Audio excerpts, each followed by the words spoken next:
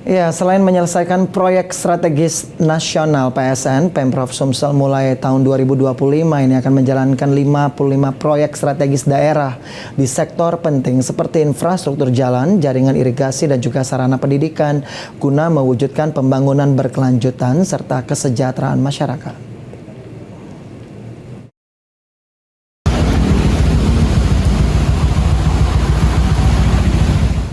Sebagai wujud komitmen terhadap pembangunan berkelanjutan yang berpihak pada kepentingan masyarakat, pemerintah Provinsi Sumatera Selatan akan fokus melakukan proyek strategis daerah mulai tahun 2025 selain melaksanakan proyek strategis nasional.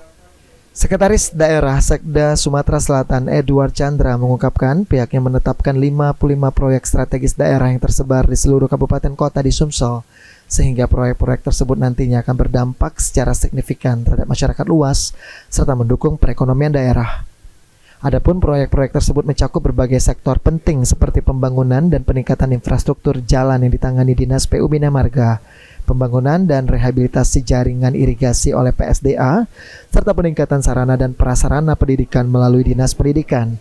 Selain itu, sejumlah proyek strategis lainnya juga akan dilaksanakan oleh berbagai organisasi perangkat daerah OPD sesuai bidang tugas masing-masing.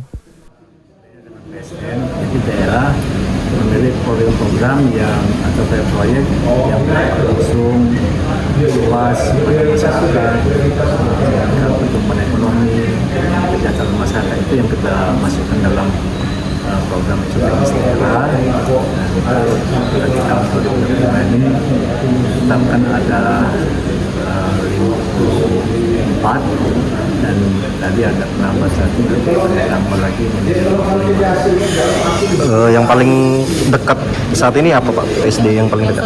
Yang bakal selesai. Ya itu kan ada infrastruktur jalan,